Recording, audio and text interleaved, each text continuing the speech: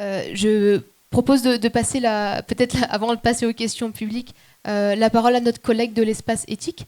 Voilà. Merci. Bonsoir.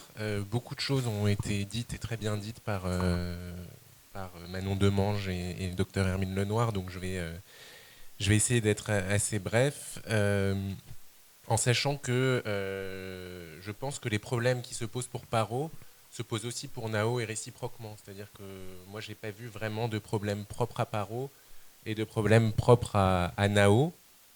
La question était quand même pour Paro la question de la douleur dans le programme. Donc voilà.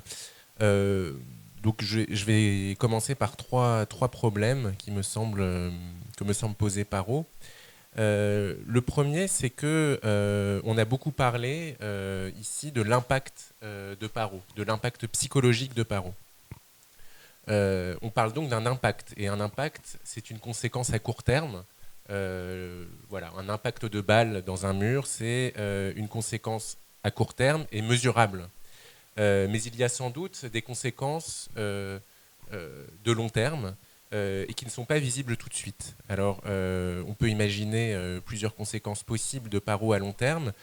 La première, une habituation de la part de la personne qui pourrait avoir pour effet d'atténuer finalement l'effet recherché en associant finalement la vision de ce phoque à des vécus douloureux, par exemple, si il est donné pendant des soins douloureux.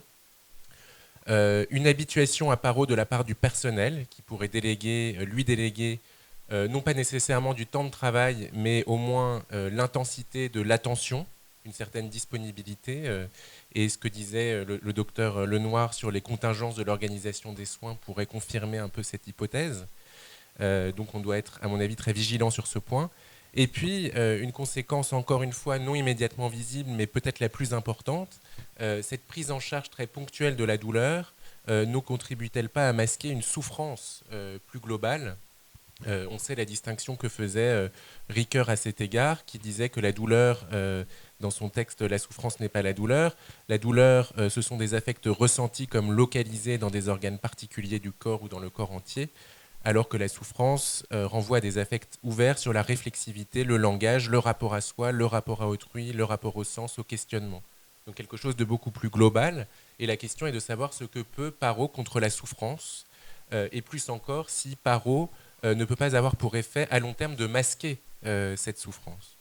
Une autre question qui me semble se poser, c'est la question des valeurs. Parce qu'après tout, on n'est pas obligé de ne s'intéresser qu'aux conséquences de court terme ou de long terme. Certes, Paro peut diminuer la douleur, en tout cas c'est ce que les spécialistes dont je ne suis pas disent, les spécialistes en psychologie ou les gériatres, mais l'être humain n'est pas seulement un réceptacle de plaisir et de douleur, pour reprendre la critique qu'avait faite le philosophe John Rawls contre l'utilitarisme. L'être humain est aussi une personne de valeurs, vivant avec des valeurs, vivant pour des valeurs. Ce qui nous conduit à poser deux questions. Me conduit à poser deux questions. Pardon. La première, c'est est-on bien certain que les utilisateurs de Paro auraient voulu, si elles étaient en mesure de formuler clairement un avis sur Paro, être distraites de leur douleur par un phoque en peluche?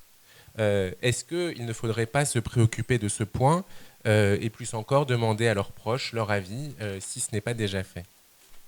Et alors, on tombe sur une distinction qui a été faite par un philosophe américain, donc Ronald Dworkin, entre les intérêts immédiats et les intérêts critiques. Les intérêts immédiats pour Dworkin, c'est l'intérêt à ne pas souffrir, à éprouver de la joie, de la satisfaction, du contentement.